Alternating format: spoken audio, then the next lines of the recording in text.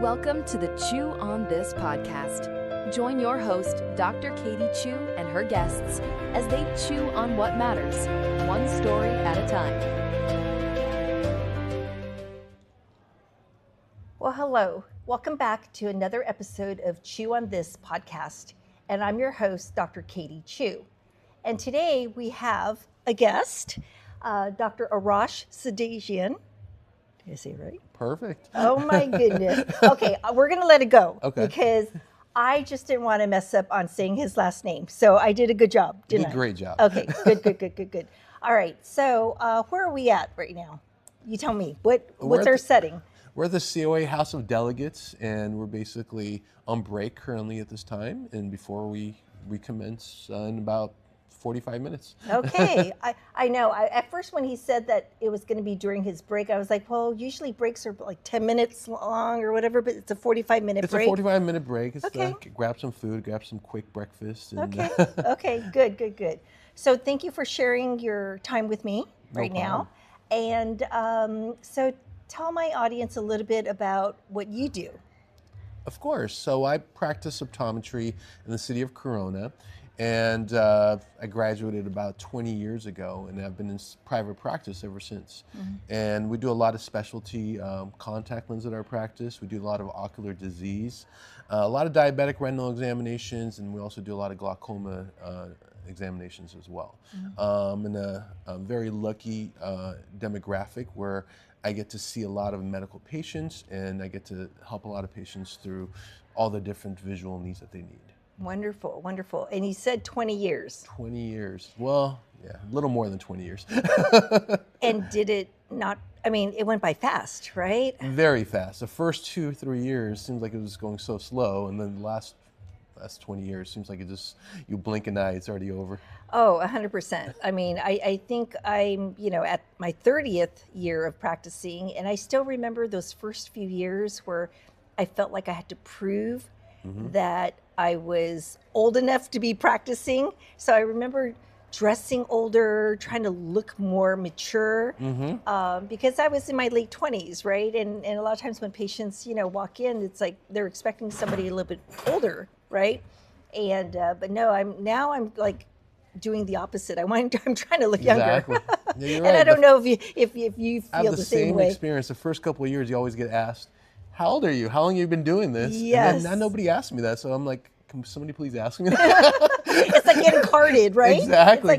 How come nobody's you feel carding good. me anymore? Exactly. Somebody asked me that, I'll be happy. Well, yes, I have done this for. Yes. But then the first couple of years, though, you're nervous about it because you don't want to, because you just start practicing just recently, and so when somebody asks you that, they think they're questioning you as far as what's your expertise, if you can do what you're going to do, and then so you get nervous about it. But now, after you do it for a while, you kind of wish somebody would ask you that. Yeah. And when did we last see each other? Because with optometry, right? We get so busy, doing our own thing, and seeing patients on a daily basis and all that. I think it's almost a year since I last saw you. It right? has been almost a year. And so I kind of already filled you in on what a whirlwind of 2025 You've it been was busy. for me. and for you, were there any new happenings or anything like that? Biggest thing during the past year is just getting growing the practice, bringing some associates in my practice, and getting them acclimated, because some of them were new grads, so getting them acclimated on seeing patients, how to see patients, and how to get started in the beginning, because it's always tough when you first graduate and start seeing patients. So that's been a fun challenge during the past year, and bring new staff into the office and try to grow the practice as well, bring new technology, using IPLs in the office. Oh, and wonderful. So, which has been great, and it's been wonderful with our patient base, because we still have a lot of dry eye patients as well, so which has also helped a lot of our patients in our practice. And it's refreshing to hear, like, even when a doctor has been practicing 25 plus or 30 years plus years, that we're still growing, right? We're always trying to set the bar higher for our personal growth, for our professional growth, and I think the people around us your new hires and things like that, and the doctors that are coming in. It's like we're modeling for them. You know what I mean? Exactly. Yeah. So, all right. I think you're holding on to a soft chews. All right, and soft chew. and I'm holding the hard chews bag. And these bags, they're starting to look really worn down, but that's okay. It's kind of vintage now. But for the followers who don't know, what we do on my podcast is that we're going to draw questions from each of these bags. The hard chews represent questions that are going to be a little bit more heavy. And these questions are all about on life, okay? And then the soft chews are going to be the more gentle questions, probably easier to answer, hopefully, unless they got put in the wrong bag. Okay. I don't know. All right, so since you're my guest, you're going to pull first. All from right, the soft sounds good. chews. I like soft chew. And you're gonna read it out loud. Very good. All right, the first one is, drum roll, please.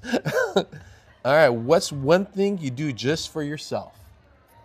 Okay, I'm gonna make you go first. Sounds good. I think going to the gym and just exercising and going to the gym, it's kind of my personal time, kind of get to decompress and kind of just let all the aggression out during the gym time. So it's kind of my Is this therapy every day? time. Is it every day? I or- wish it was every day. I wish I can find time to go every day, but I try to go 4 days a week. Okay, and is it after work or do you do it before or Most during? of the time is either before I go to the office or it's during my days off. So Okay. either one of those two. But it's kind of like my therapy time, and I've been doing hot yoga too, which has also been good, like therapy time for me as well. I'm kind of embarrassed to ask this, but I don't even know what hot yoga. I mean, I'm assuming that it's in a hot temperature, like you're going to be sweating as you're doing the yoga. Exactly. So it's like Okay. high humidity, 110 degree Wow. temp in there, and then so some of the classes are just flow classes, which Yeah. where you just sit there and do different yoga poses and things like that. And then I also do a sculpt class where you do like weight training and things like that as well, which is great. Okay. At first, when you said sculpt, I was like, oh, are you talking about like mixing it in with like sculpturing? Well, it kind of is. with Yeah, clay. you kind of I'm are gonna doing see that. Okay, so let me see. What's one thing that I do for myself? Lately I've been enjoying ice cream. Nice.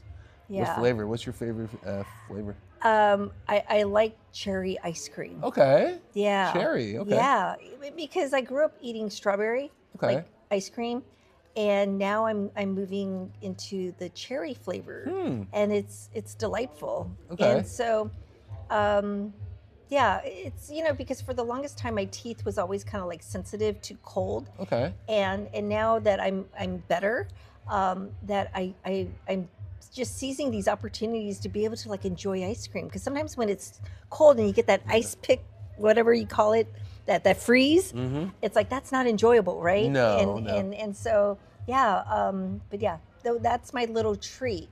And I'll do it maybe once a week or something like that. Okay. Yeah, while watching Netflix. I gotta try that flavor. I've never tried cherry. Yeah, it is really good. Right. It's dark cherry. Dark Yeah, cherry? Okay, I've dark never cherry. tried that. Yeah, you should. All right, now I'm gonna look for that next time I go shopping. I'll look for dark cherry flavor. Yes.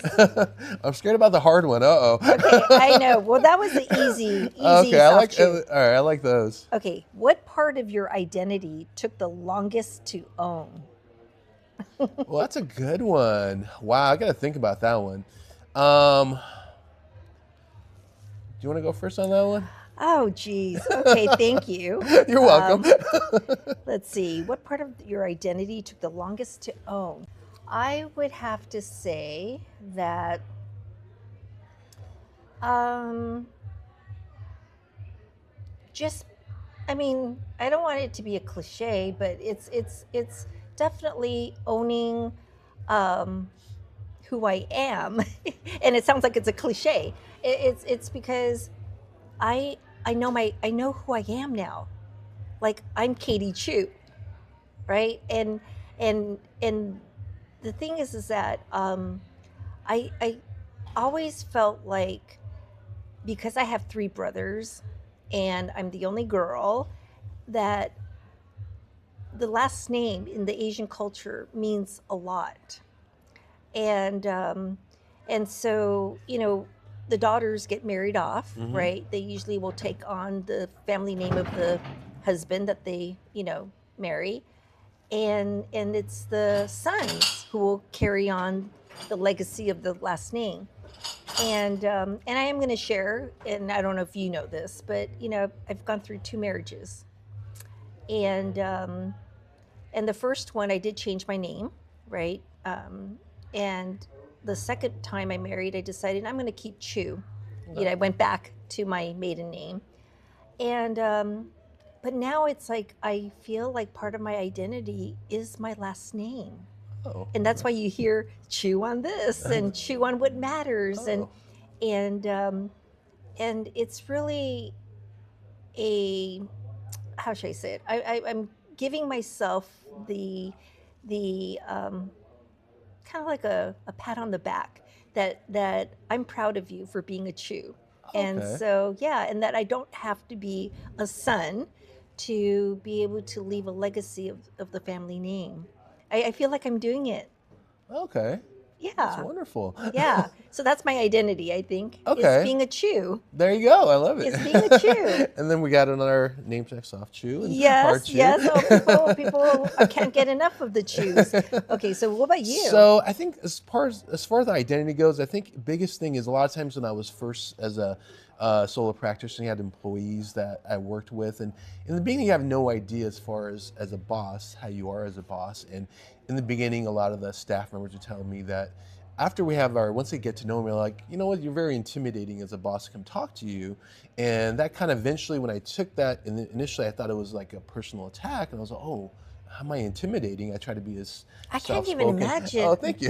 Yeah. I don't know if it's the employer-employee relationship. So I try to, initially I first try to kind of change some of the habits I had. As I get older now, I go, I got to find ways to communicate. At the same point, there's things I need to get done in the office that I have to be little intimidating, because you know there's some things you need to get done in the office. Yeah. And so that's one thing that I've kind of trying to figure out as part of my identity, how to be not intimidating, where I don't want my everybody that's working with me feel intimidated to work with me, but at the same point, I want them to hear my points.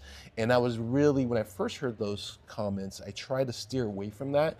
I tried to become really soft and try to find ways not to do that. But as I get older, I'm okay, there's things I need to get across, points I need to get across to my employees and everybody else. And so what we need to do as an office so we can provide great care for our patients. Because that's the biggest thing I really wanted to convey to my staff is we want to provide great care for our patients. It's not necessarily just for about me or yourself. It's more for our patient care that we need to kind of go over and beyond. And I'm trying to, I kind of found a way where I can identify that, where it's not intimidating, where I'm scaring the staff, but at the same point, it's like, this is where we need to incorporate for our patients who all have the same goal as we're going forward, which is difficult to do.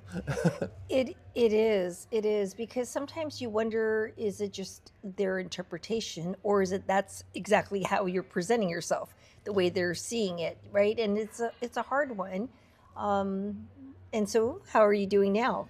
I think I'm doing better when I do have try to have exit interviews with all my staff, see how things are going, how things went. Yeah, and learn from them. Exactly, and I think those are great learning tools. So I haven't had any staff members tell me that, and I try to have more meetings too with staff. So that's one thing I wasn't doing early on, is having more individual one-on-one meetings where we can kind of listen to each other and they can hear what I want done in a more like a private setting where it's not as intimidating. So I think that's been helping me more as far as conveying those messages. I mean, I'm just wondering, and you can share if you do know, did they share that was it the messaging of the words chosen, or was it the tone? I think it's a combination of the two. I think it's a combination of the two. I'm trying to learn from you too. Yeah. That's why I'm like, because I don't want to come off either, with my staff, and nobody yet, knock on wood, has said that I'm intimidating, but at the same time, it's like, I would want to know.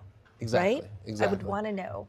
And so it's good that you got that feedback from them. It was good. So it kind of helped me grow a little bit. But like I said, in the beginning, I kind of steer away from asking for too many things. But at the same point, it was kind of taking away from our patient care portion of it. Yeah. So then I kind of figured out, okay, there's a way where I can do this without making my staff feel like I'm being intimidating or being harsh on them and things like that. Okay. I think It's my turn. All right, yes. soft it is. All right, so the next one is, let's see. What small moment in life makes you smile every time? You can go first. Okay, I'll go with that one. So, I think the biggest thing is just the birth of both of my sons, and just every time I think about it, and also about the during the birth process, you're at that point you're kind of nervous, scared, and at the same point excited about what's going to come. And I think it's one of those moments in life where it's during birth you get the biggest high and joys of life. And obviously the second component is like death. When you lose a family member, you get the biggest lows of your life. So I think those are the biggest moment in my life that I remember, the birth of both of my sons. So let me see. I'm gonna. What moment in life makes you smile every time? I'm thinking to myself that every time when my grown children send me a text message. Oh. That includes a picture, a snapshot Okay. of their, their routine of whatever they're doing. Because they knew for the longest time that I was not on social media. And so they always kept me in the loop by texting me and sending me pictures from whatever they were sharing with other people on social media. They would do a separate thing just for me. Oh, okay. Yeah. And so to this day, they still do it. And it always does put a smile on my face because, it takes effort, right? But, to do that extra step to let mom know how they're doing. And I'm grateful for that. Yeah, so it always puts a smile on my face. Nice. Yeah. Okay, so that was a soft, and we're gonna go ahead and pull a hard one. Uh-oh. These are stuck. Okay, I'm trying not to get more than one here. We don't want a doubly hard one. No, we want more softs. All right.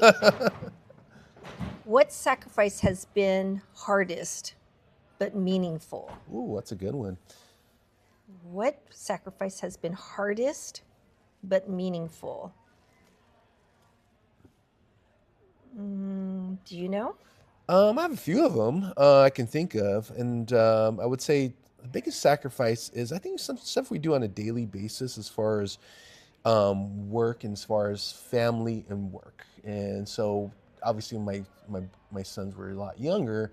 A lot of times you want to spend a lot of time with them. I think the biggest sacrifice is stepping away and going to the office of private practice owner. There's so many hours in a day that you get pulled away from what you really want to do. But at the same point, I love helping my patients. It's one of those things where I love what I was doing, but I really, same point, I was missing some time with my two sons. And so I think the sacrifice of it was spending time away from the office, away from my two boys, but at the same time helping my patients grow. And there's a lot of different meaningful things that came out of those times that I did spend away from the house. But then you always kind of regret not spending some of the time with my kids. I'm gonna say that my answer is gonna be very similar to yours, just because and my daughters know this. I've told them this, because a lot of people will say that their children comes before work, okay? But my daughters understand that in some ways my patients do come first. And it's because, and they understand it from the context of I was seeing patients for so long before having children. So they were my practice, my patients were my priority. That's why I chose to go into healthcare. And so so the sacrifice that I made at that time when I was raising my children was that, I did miss out on a lot of their events because I was seeing patients, right? But how it's turned into something meaningful now is that it's making me now prioritize them in terms of spending more time with them now, and we're not looking backwards, if that makes sense. Like my daughters and I understand that all we can do now is just embrace every moment that we can moving forward. And so that's the meaningful part out of that sacrifice. I think that's how I would answer it. Okay. Yeah. Oh, Yeah. perfect. All right. Soft one. All right, soft one. Oh, I got a whole bunch of them. Wow. All right, I can pick one of the two. All right, so the next one is, what's one food that instantly feels like home? And I think you might have answered part of this one last time. Well, I think for me is one food that makes you feel. It's not a food that I think I can easily get anywhere, but I think it's a dish that my mom made from growing up when I was a child. That every time I see it, but it's only when my mom can make it. There's a special stew my mom can make. And it's made with, it's hard to explain, but it's kind of like a sweet dish. And it's with apples, and it's got a lot of, has meat in it, and it's very tasty and it's very sweet. So it's a main dish. It's an It's entree. a main so dish. It's not an entree, but it's like tastes like a dessert because Yeah. it's very sweet. And so there's every time I have that when my mom makes it, it kind of take me back home and when I was a child and kind Is there a name for it? There is. Yeah, see? So it's kind of in Farsi. So Yeah. I don't know if it'll mean anything. I don't. There's no English terms for it. So, Yeah. but it's one of those things that when I have it, I always like. And I only have it once in a while. My mom makes it for my birthday or different special occasions. So I always feel like it takes me back 40 years. Yeah, yeah. So even though I said ice cream, that doesn't take me, in terms of feels like home. What makes me feel like home or reminds me of home is having food that my grandmother used to make for me. Okay. And she came from a region of southern China called Toisan, and I'm saying it in Cantonese. So she's from Toisan, and one of the dishes that she used to make was, it sounds very simple, but it tasted so good. She would make steamed rice, Okay. but she would put ground pork mixed with egg, and she would steam it over the rice, and then she would also add a piece of salted fish Oh wow. into it, and yeah, and so it's very simple, very easily made, but it's so delightful. Do you make it yourself now, or do you have to go somewhere to? So now that I'm saying it, I should make it for myself, but there are some restaurants now that have catered towards that taste, because they realize there's a niche for people who, like me, would find that this is something that's very gratifying, right? To remind yourself of childhood. And so so there is this one restaurant I go to. Oh. There's not many that will have this on their menu, but this one does, and it's so delightful. It's so delightful. It reminds me of grandma. And but now that you say it, I should actually try making it at home. It's just that I don't have the salted fish, and I should just get the salted fish. Yeah. That's good that you found a restaurant that makes it. That's one thing that every time I go to a restaurant, I always look for it. So I can find somewhere where I can order it somewhere else, but I've never seen it anywhere else in a restaurant. I think it's really hard to make, and it's difficult to make some of the stew that I have. See, that's one of the things I noticed about Chinese restaurants is that growing up, in terms of a Chinese restaurant, it was very hard to find an authentic Chinese restaurant. Most of the restaurants were catered towards the Western taste, okay, when I was growing up. So if we wanted a true authentic restaurant, we had to drive to Chinatown. Okay.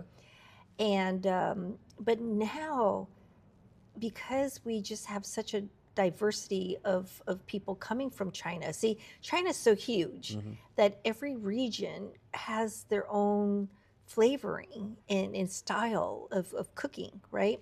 And so now all these restaurants that people might just think, oh, it's another Chinese restaurant. No, it's like each restaurant will have its own special taste because it's coming from a different region of China. And so that's where it's just, and that's why I'm finding this one restaurant with the pork and the salted fish, is because they're just giving us more options now. It's just wonderful. Is it pretty close to your house, or do you have to make it? It's close to where I work. Oh, that's perfect. Yeah. Okay, that's perfect. Yeah. So it's nice. It's nice. All right. The hard one, and then let's see. When did your life path start to feel purposeful? That's a great one. Do you want to go with that one first, or should I go? I have one. Do you have one? You go first. I have one can too. I can go on. Yes. You go. So it's a funny story. So when I was in undergrad, I was trying to figure out what I wanted to do during my freshman year, and I was walking around the campus, and they have recruiters. So they had an FBI recruiter at that time, and I was walking by, and the FBI recruiter saw I was tall, athletic, and I can see you being an FBI undercover. Well, it's funny, yeah. So the gentleman that saw me, said he's like, "Can you come over here for a second?" Started talking to me, and then he asked me if I speak any other languages. So I told him I speak Farsi, and right away his eyes lit up, and he said, "We really need you, and I would love to have you come on board." And so I gave him my phone number, and at that time you don't have a cell phone number; you just have your home number. Yeah. So I wrote down my name and my phone number, and he said, "I'm going to give you a call right away because we want to get you started with the recruiting process." This was on college campus? Yes, on college campus. And then I go home. I forgot about it. The next week, nobody called, and I didn't really know what happened. So a week goes by, a month goes by, months go by, and never hear from him. And then I go to optometry school. During optometry school, my mom, during my third year in optometry school, she was having a lot of symptoms. She was having a lot of headaches. She was having a lot of things she was dealing with for a long time. She had a lost sense of smell. And at that time, I was third year in optometry school. I told her, why don't they do an A, B, C, D, have they done an MRI, things like that? And she said no, and then so I ended up bringing into the clinic, and I saw her as a patient. And then, long story short, after doing the examination, found that she had a meningioma. We sent her out for, for scans, and we ended up doing surgery immediately, and they ended up saving her life. And you were a third year, or fourth year? I was a third year in optometry school, and you saved your mom's life. Thanks to me and the doctors that helped me out, the proctors that were there. So it was a great experience. But then, so I graduated optometry school, and I was done. And during the graduation, we had a little party at the house. And at the house, we have this party. Everybody's at the house, and everybody's talking. And this is after my mom's already had the surgery. Everything, she's doing great. And then at the party, I was telling the story about the FBI. Well, I almost actually went to the FBI because the recruiter was there, planning on recruiting me. And then I was telling the story. My mom comes out of nowhere from behind. So, oh no, they called. They were calling every day for 2 months straight. But I kept telling them, no, my son has asthma. Leave him alone. He's not doing this. Oh my goodness! I love this story. So, long story short, I was laughing. Well, if it wasn't for that, who knows where my life would have been if I had my mom with me now 20 years later, because everything happened for a purpose, for a reason. Of course. And so looking back at that time, I just couldn't but smile, go, okay. There's a reason why I'm doing this. There's a reason why I chose, and I love what I do, and I love my profession. So so everything, I couldn't even. Yeah. Wow. Wow. I'm going to let this sink in more after this podcast, because that's an amazing story. It is. That's a very, very special story. Wow.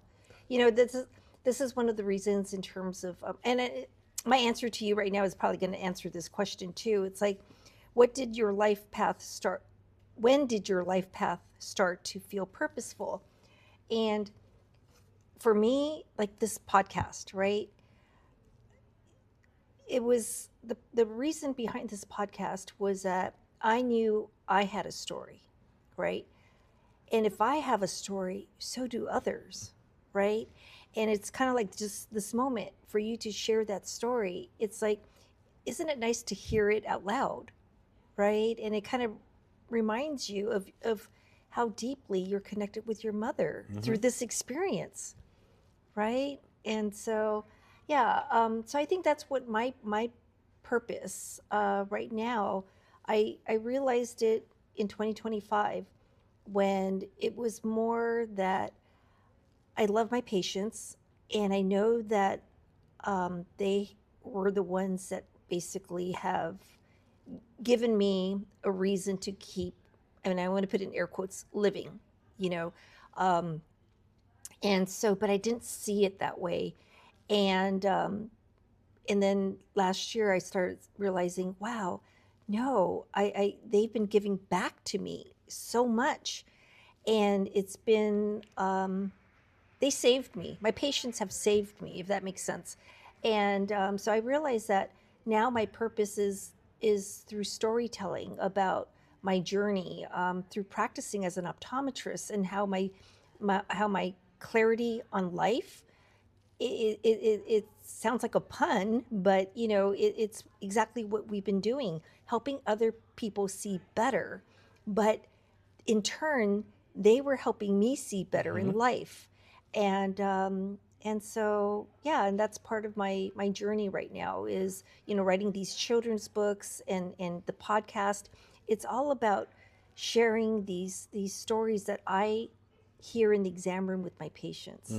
That's where the storytelling started, is in the exam rooms from my patients. And that's what kept me, quote unquote, alive, because it made me celebrate them.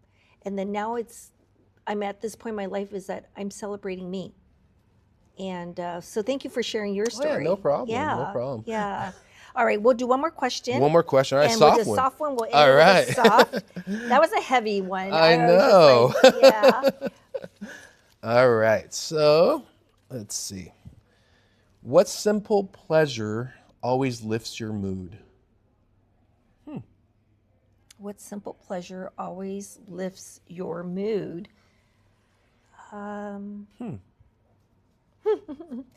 It sounds, the first thing that comes to my mind, but I don't know, it's not too deep, but it's a simple pleasure. Using a Q-tip to clean my ears. Really? It you know, after a shower, when there's water in your ears, if I am in a rush, right, and I feel like I don't have time to do the Q-tip thing to clean it, it bothers me. Yeah. Right? I feel the same way. But when I actually use it, it just feels so good. You know, yeah, it's such a simple thing and it doesn't take long, but it feels good. But you know what, now that I'm actually talking out loud, because I never really share that with anybody, Okay. it's reminding me, that's what my grandmother used to do for me. Oh, okay. That's what it is. She used to, because we used to live in a duplex. So after school, I would go over to grandma's, and she's the one that would bathe me, if that makes sense. Yeah, it makes and perfect then sense. afterwards, she'll dry me and comb my hair, and she'll do the Q-tip thing. Okay. Oh my gosh, I think it's because it's grandma. Oh, that makes Probably, perfect sense. probably that's what That it makes is. I'm perfect sense. psychoanalyzing myself here. No, that actually makes perfect sense. Probably put some comfort too. Yeah, so what's yours? What simple pleasure? I guess I'll probably a good cup of coffee in the morning just kind of gives me a little bit of pleasure, kind of wakes me up and kind of gets my day going probably. Before I didn't, so now like sometimes like, you know, you wake up tired and having a hot cup of coffee just kind of wakes me up and kind of gets me going in the morning now. You know, that's why it's funny, because if I thought a little bit harder in the terms of answering this question, it would have been coffee. It would have been coffee. Right? But for some reason, when I first read it, like Q-tip came into my mind. I was like, oh, should I say coffee or Q-tip? Well, I know I feel, I mean, same thing when if I go like on a trip and I don't have a, because same thing after you shower, always same routine. Q-tip, clean your ears. Yeah, and but when you don't have it, it's like, it feels weird, It right? feel weird. Let's say if I go on vacation for a week and there's no Q-tips around, then after like the third day, I don't know what to do. Where can I get a Q-tip? I got to go to the nearest Walmart. We got to grab some Q-tips. Oh my goodness. No, I can totally relate to that. So, but wow. So thank you so much for sharing this time with me and for putting a smile on my face and making me laugh. You know, do you have any last words that you want to say to my followers? So or thank you for having me. Thank you for sharing my Yeah. story and I really enjoyed myself. Yeah, and hopefully the next time we meet, it won't be another year. Right? Hopefully not. Hopefully not. Well, I'm going to the exchange, so I'll be there. so that's in a few months. So Yeah. so we'll catch up All right, again. I'll see you in a couple of months. Yeah, Definitely. Yeah. So again, thank you for joining us on this episode. And as I always say, continue to see clearly, lead boldly, and live your life purposefully. Bye now. Bye. That was great. Did you see how they applauded right when we were finishing? I was like, oh, that was meant for us. Perfect timing.